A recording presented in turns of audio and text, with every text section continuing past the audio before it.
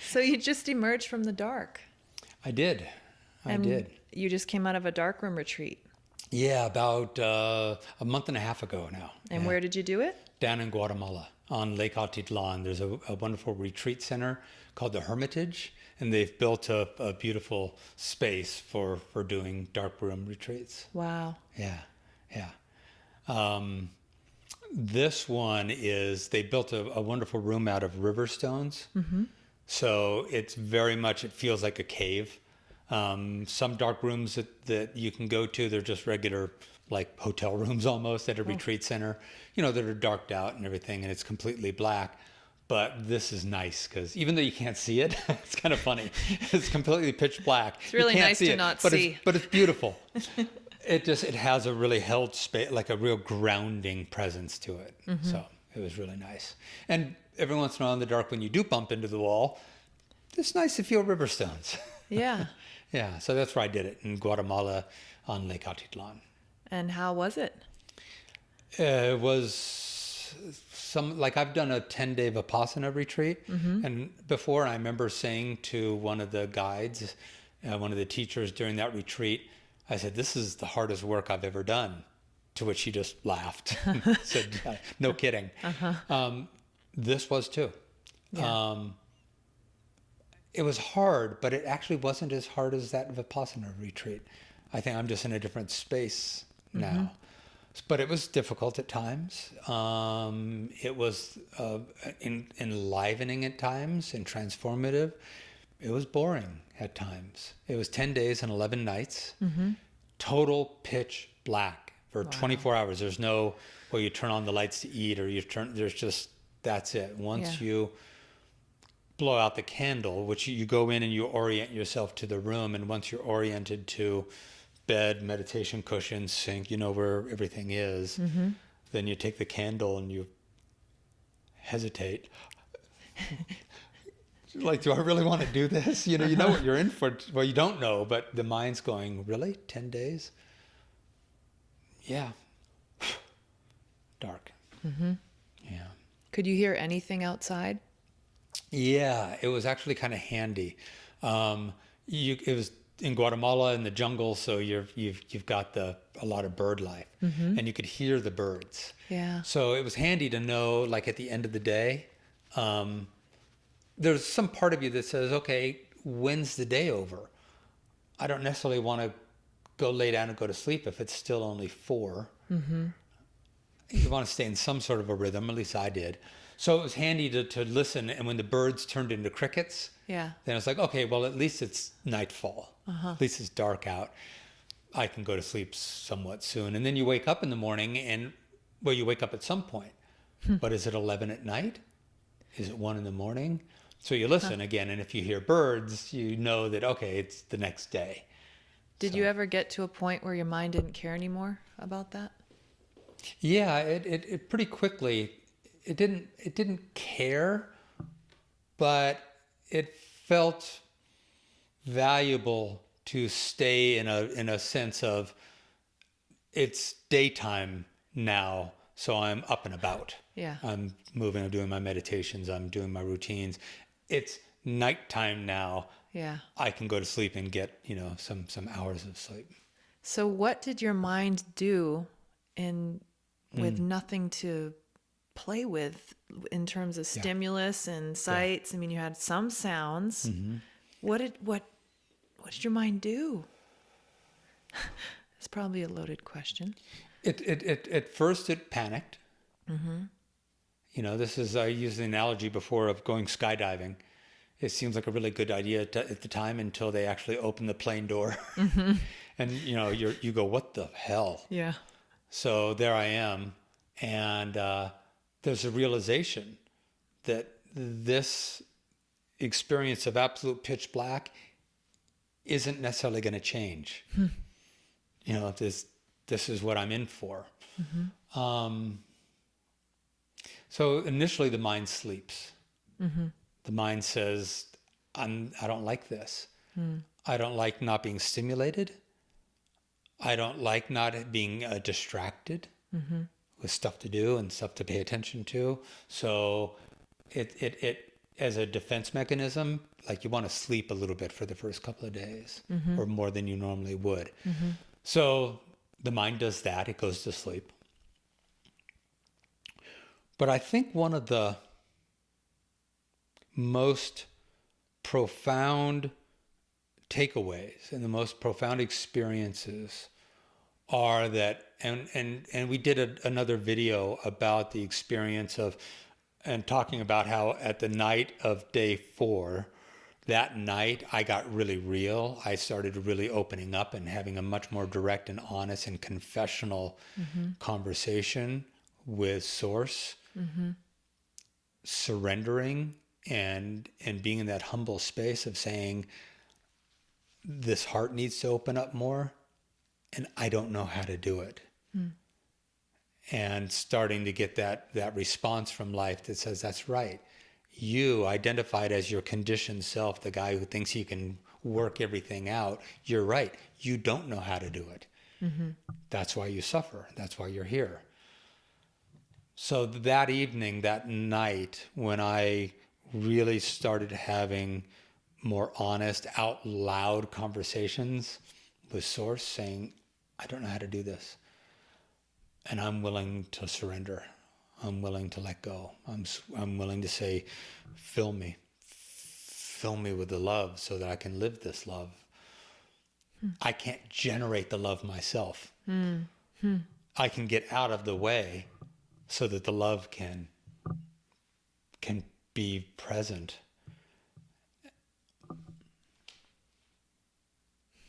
And I had forgot about this. This question brought it up. One of the takeaways was recognizing that when I really feel unconditionally loving, it's not my love. It's the love. Yeah. That I've gotten my conditioned self out of the way, my story of self, my narrative, my love has to look like this and like that and like that. When that's out of the way, there's just love. And it's truly unconditional. And it's not the love of, I like that and I don't like that and I love that and I kind of love that. And how in the world could I love that? It's a love that is just unconditional presence. It's just being unconditionally present without any story or narrative or judgment around things. And as soon as I turn it into my love, it becomes conditional. So coming out of the dark room retreat, we'll go back into it in a moment, but coming out of it, my meditations from there on were, because I stayed in Guatemala on Lake Atitlan for another month. Oh, wow. And I'm sitting there in the morning having my meditations. There's this beautiful volcano across the lake. It's just kind of picturesque, stunning. Yeah. And there was no sitting there going, oh my God, this is beautiful because. That's my conditional love. I love this because it's beautiful. I love this because look how the clouds are this morning and look how the lights. So therefore, it's more lovable.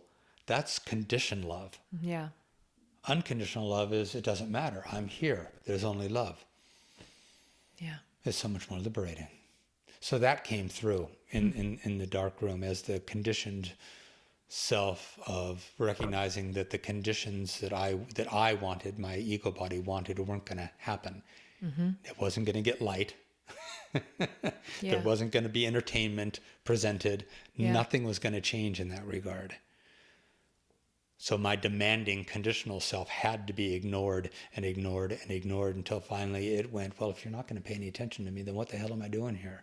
And it relaxed. Wow. Yeah.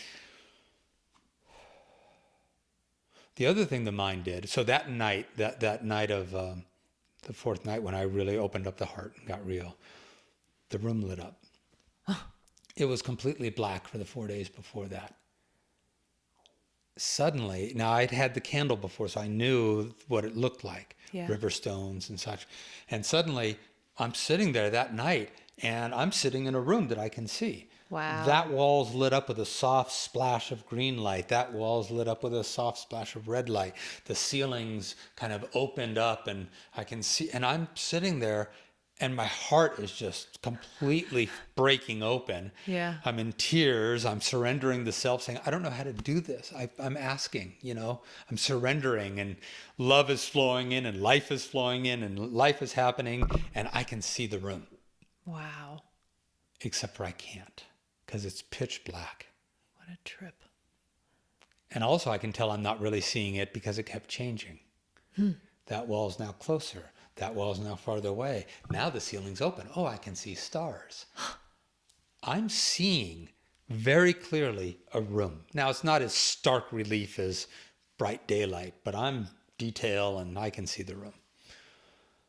And then I started to see beams. I started to see like, okay, I can see that wall over there, but I can only see 3/4 of it, and then it's black. So the mind says there must be something.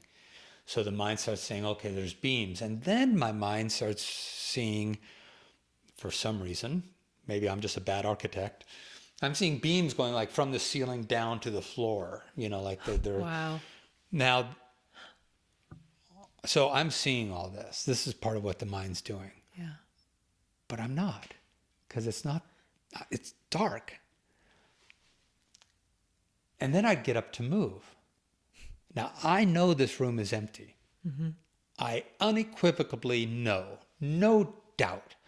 I've been in the room for 4 days. I know there's no obstacles between the bed and the sink, 8 feet or so. I can walk about the room. It's empty. I know that.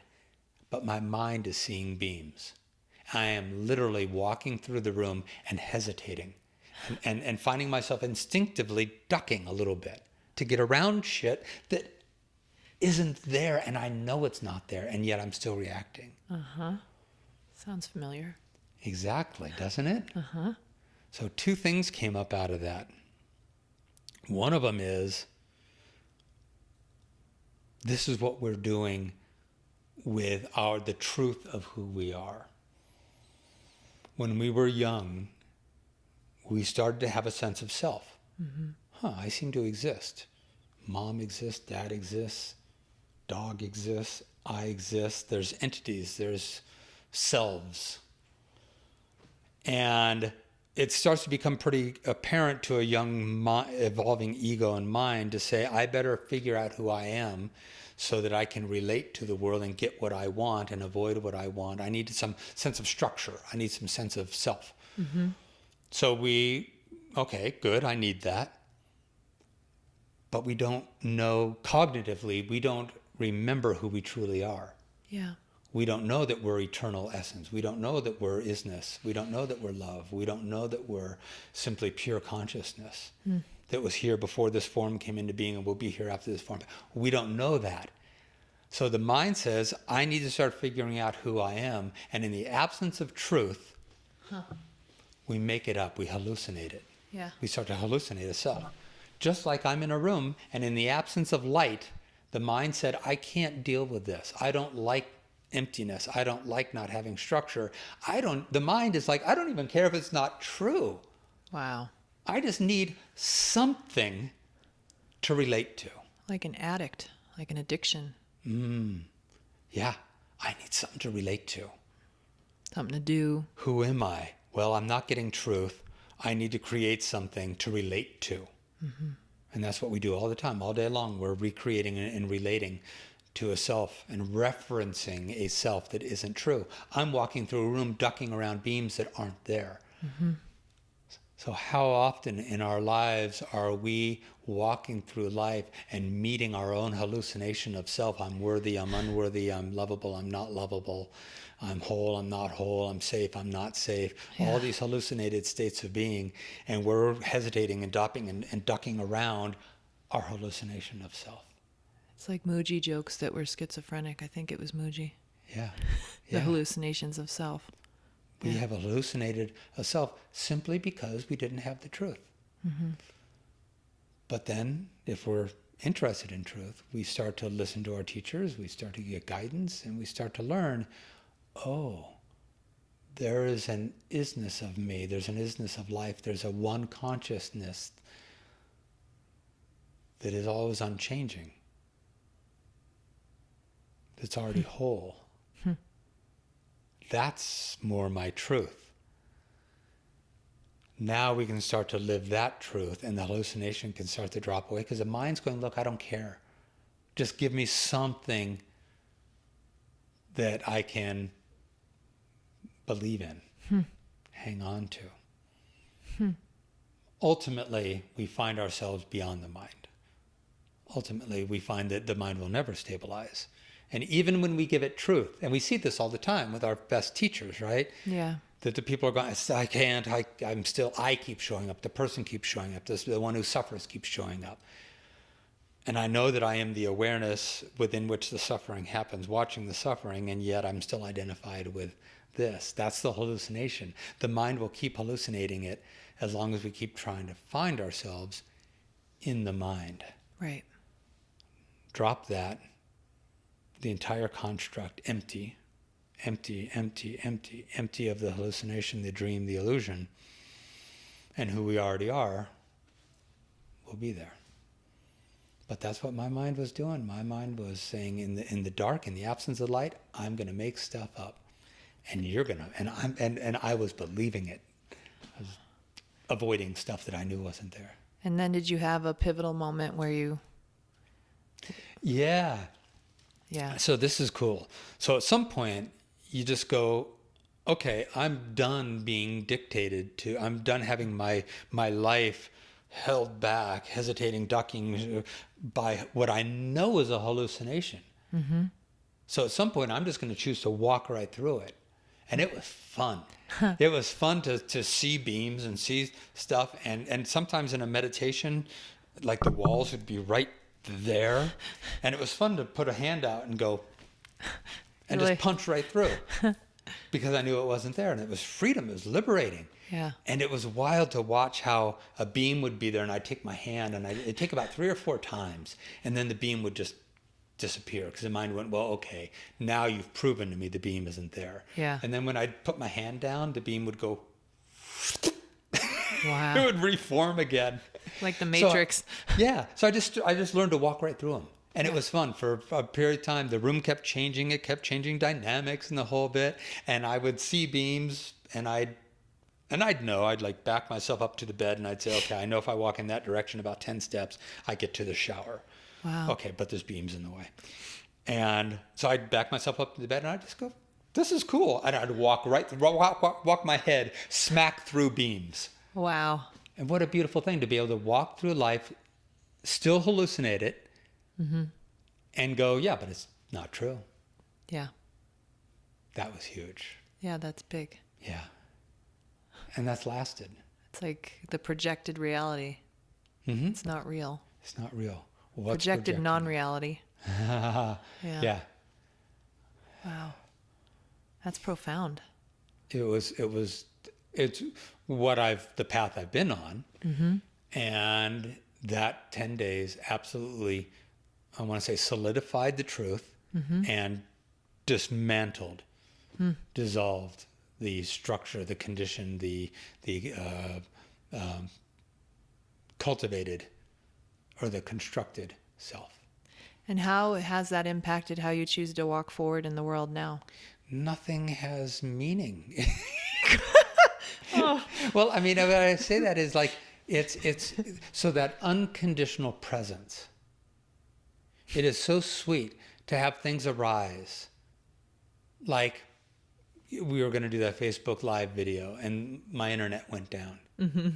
And there wasn't even a moment of, oh shit, or damn, or this isn't right, or this isn't what I wanted, or it was just, so that happened.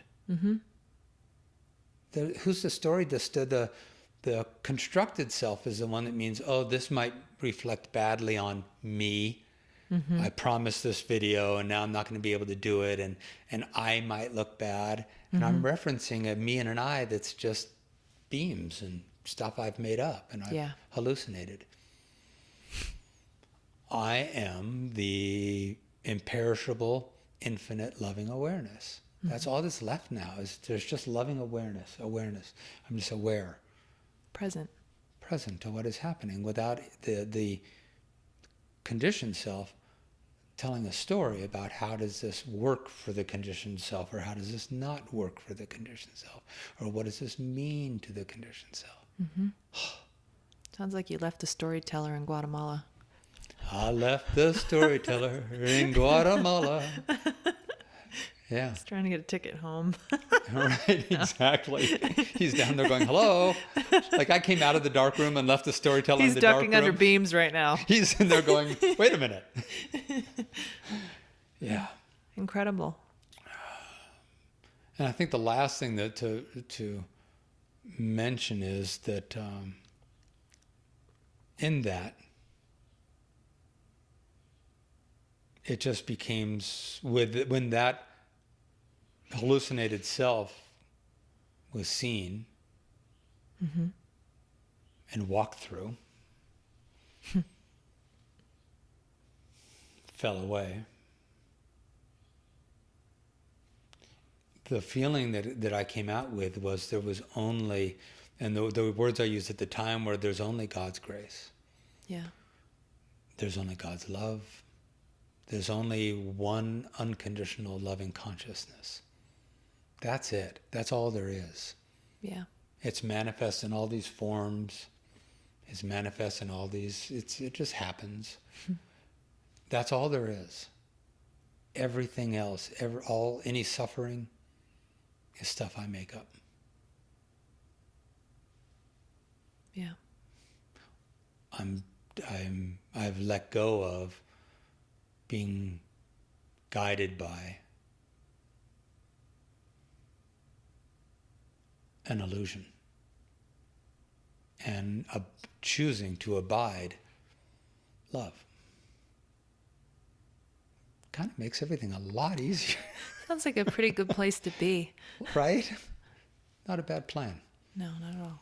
Yeah. So the dark room really helped do that. It just gave me the opportunity to stop being habituated to referencing a self, a me, and an I based on what do I think about that, and what does that mean to me, and how do I like that, and is that pleasing to me, is that displeasing to me, and it's just referencing a me and an I and a me and an I and a me and an I that is a temporary construct in my own mind. No different than hallucinating a room. Yeah. Because the mind says, look, I want some sense of self. And if you're not going to give me any truth, then I'll just make one up. Yeah. Yeah. Beautiful. It was. Sounds like you can help others with their hallucinations too. It's fun. Yeah. It's fun to sit with somebody and literally within about 20 minutes can guide somebody now really quickly to that knowing, to that realization within them of going, oh my God, I've been using a constructed, made-up, conditioned self to navigate everything. No wonder there's problems. Yeah. And then the real interest in saying, so if I'm not that, what am I? And then the real work can start. Yeah. Then the real divine knowing, surrender can start. Because it's just become so clear how insane the hallucination is that it's really clear, like, I really don't want to do that anymore. It doesn't sound fun. No. And it's not, and we all know that. It's why we suffer. And we're looking for, how do I relieve this suffering? Stop identifying with the hallucination. Yeah. That won't stabilize. Ever. Wild. Isn't it? Yeah. Yeah. Stop trying to look for the self in the mind. Know the eternal isness and essence of self that is always there and always present, just ready to bloom, the fragrant self ready to bloom when we stop saying, well, I got to get rid of all these disempowering thoughts, but I'm going to replace them with new ideas of self and a new construct and a new hallucination and new ideas. Stop all of that, which is what the dark room provided. And, oh, hi, been there all along. The eternal, imperishable isness of being. Beautiful. Yeah. Sounds like it was worth it. Yeah.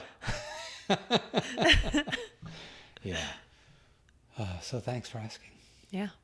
Thanks for sharing. Yeah. More to come. Awesome. Mm.